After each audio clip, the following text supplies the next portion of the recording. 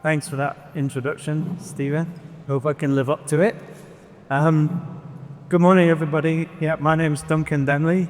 I'm Managing Director of Desert, and we're going to be talking about this. So fusing innovation, sustainability, and best practice, smart landscapes and water conservation in arid climates. So I've been to so many presentations in the last few years, and so many of them focus on the problem. Sorry, I think the clicker is still not working properly. We hear a lot about the climate crisis. Every single presentation reiterates the same thing. Yes, we have a problem. But what I wanted to do today is to talk about the solution. Okay, so today's presentation is really focused on the solution. People come to conferences to hear about the solutions, and I think we're all familiar with the problem. We're all tired of seeing pictures of drowning polar bears. We get it. So the climate crisis is rapidly turning into climate fatigue. We're all kind of numb to this. We just keep hearing about it. We get it, but what's the solution? What can we do about it? It is below the sofa, by the way. Next slide. This presentation doesn't have all the answers, obviously, but it does have a few of the answers that you can apply. They're practical, they're realistic, and you can apply them to your everyday work. So first of all, smart landscapes. When we talk about smart landscapes, we probably have imagery like these.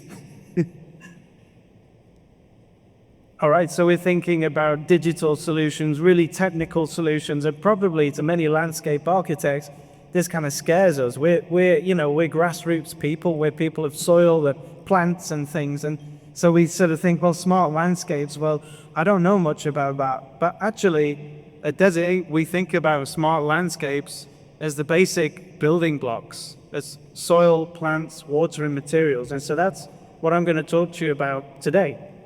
So we'll start with soil. So first of all, why is soil important? Soil holds carbon. I think we all know this. The organic matter in soil is sequestering carbon. Soil is a sponge. It holds water. And that's important for us.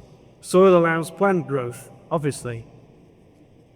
And soil is habitat for many of the microorganisms that are essential to daily life. So more quality soil equals bigger, healthier plants and trees, which means more shade, which means more space to absorb rain, which means improved aesthetics. And that helps with mental health improvements. And if you can't read that, that says more wildlife habitat. And you definitely can't read that, so I'll go read it for you. More carbon stored. So we have more carbon stored if we get more soil. So why do we get this? Why is this the norm in our region?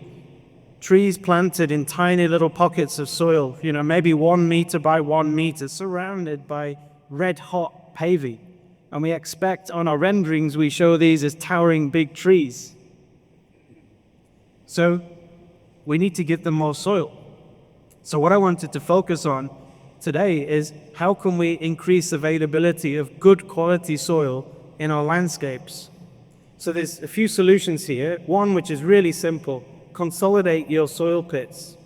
So what does that look like? Well, I took this picture a few years ago over in Dubai, and hopefully this picture says it all. On the right-hand side, and the section shows it, we have one big bed of soil, and the trees are all sharing that soil. And on the left-hand side, the same tree, Terminaria catapa, is planted in a small planter, dead small planter, surrounded by paving, planted on the same day with the same amount of water, same species, same location, same microclimate. Look at the difference. So you can see on the left-hand side, poor branch structure, fewer leaves, the leaves are not as green. You can see straight away that the right-hand side contributes so much more to the urban environment, and it's purely because they've consolidated the soil pit.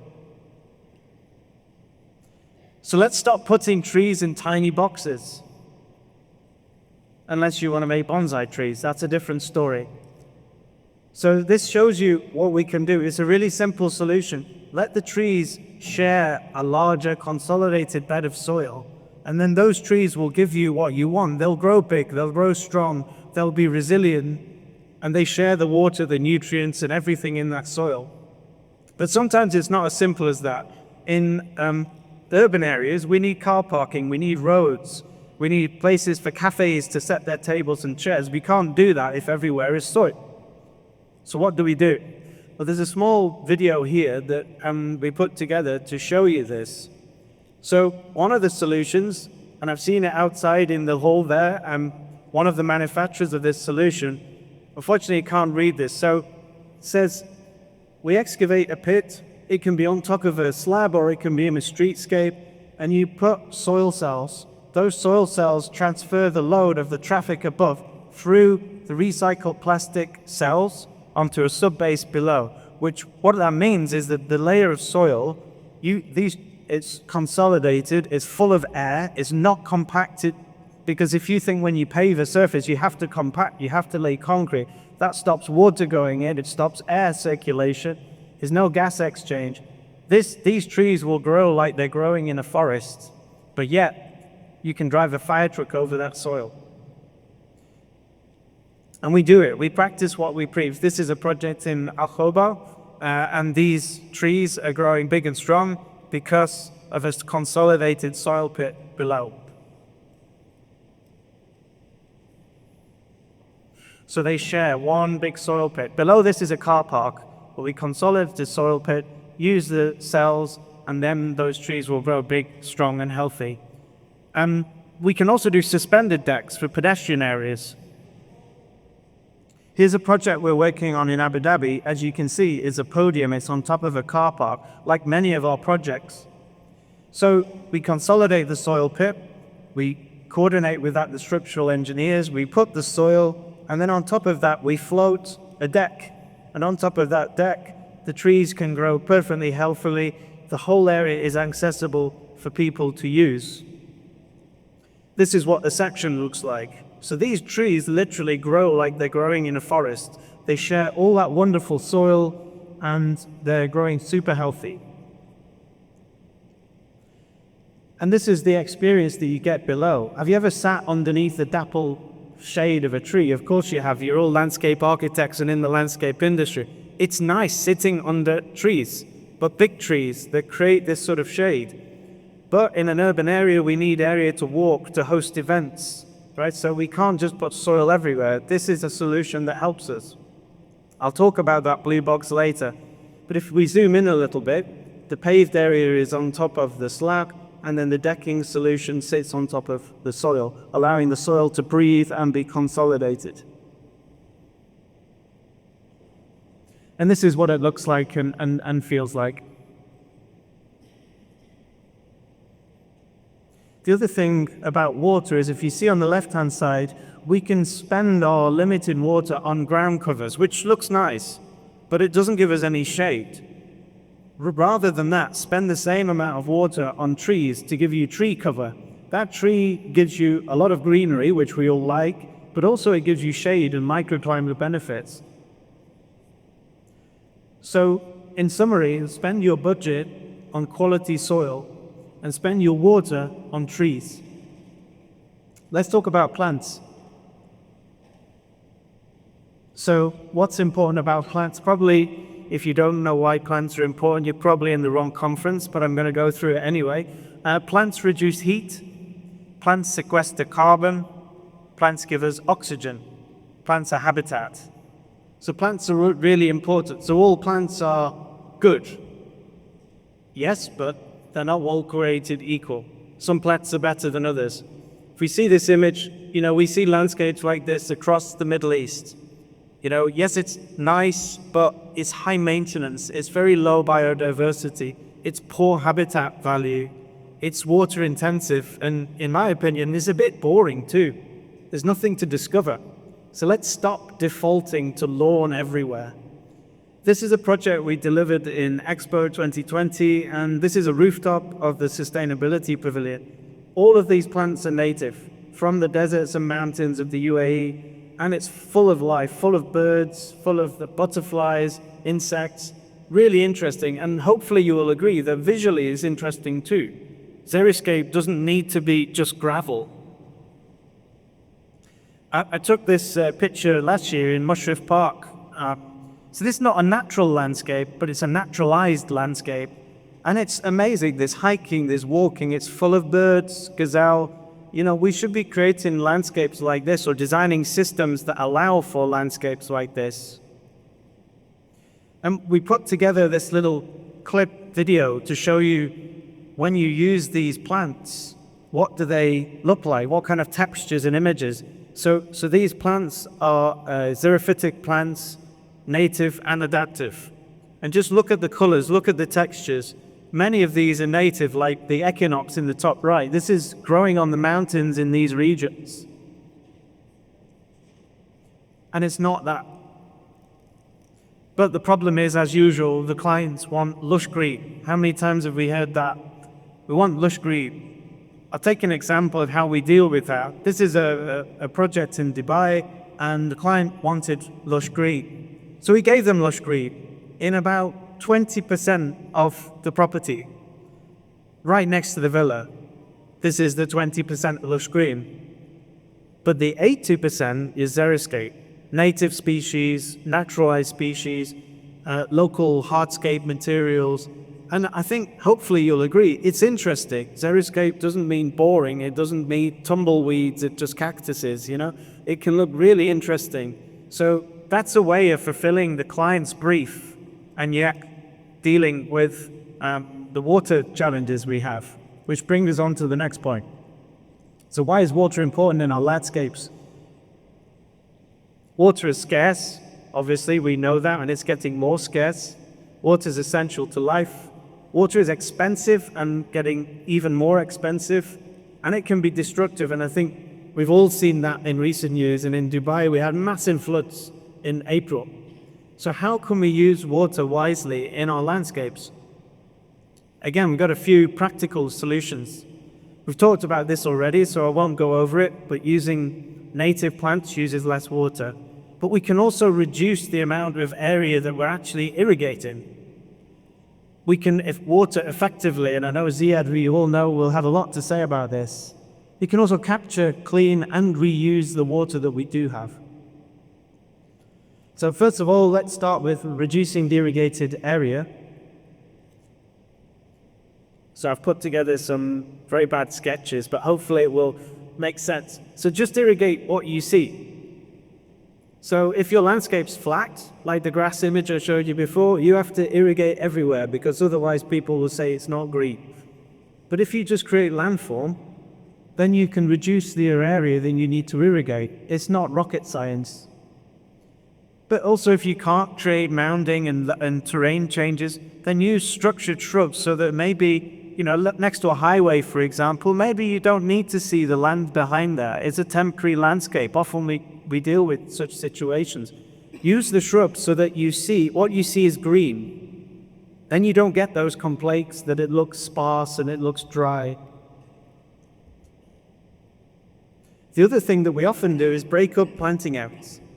So typical plan might be green, but you can intersperse that with gravels and aggregates and different materials, so it still looks green, but in plan you're irrigating a smaller area. And that's exactly what we did in this project in Dubai, and I think you'll agree it looks quite green and looks relatively lush, but actually about 50% of the site is just not planted. But it's about structuring it and using the plants in a way that it creates a vision of green without actually being full of greenery. Same thing here. We can create visual interest using aggregates and stones and gravels and other materials to create visual interest and reduce the area that is irrigated.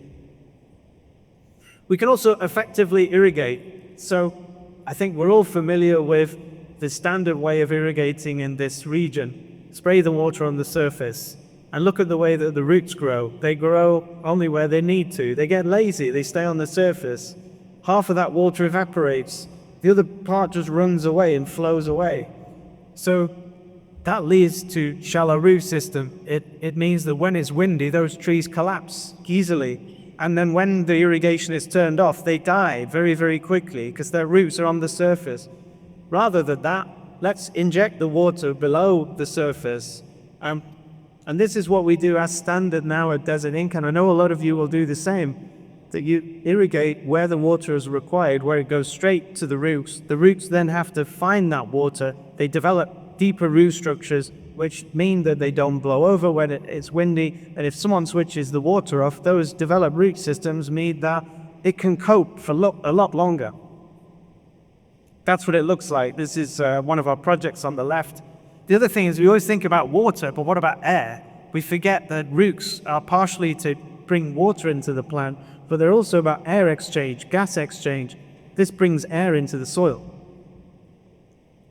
We can also capture, clean, and reuse water. This is the diagram we created for the Sustainability Pavilion Expo, and in terms of the water story, there's a few things. First thing is we are filtering black water, which means sewage. Second thing is we're storing water from rainfall. Third thing is we're taking the condensation from the air conditioning and routing that into the storage to be used for irrigation. What does that look like? It looks like that. So that decking bridge there is bridging over a sewage farm. It's right at the front door at Expo. It doesn't smell. Maybe some of you have seen this. So using plants to filter the black water, turn it into irrigation water. And when you're walking through that, it's quite nice. It's cooler. It's about 5 degrees cooler just walking in there. And you can hear the birds. It's full of life. And it doesn't smell. And you can do it on a large scale or a small scale. This is a whole housing development that is, all of the wastewater is filtered by these plants.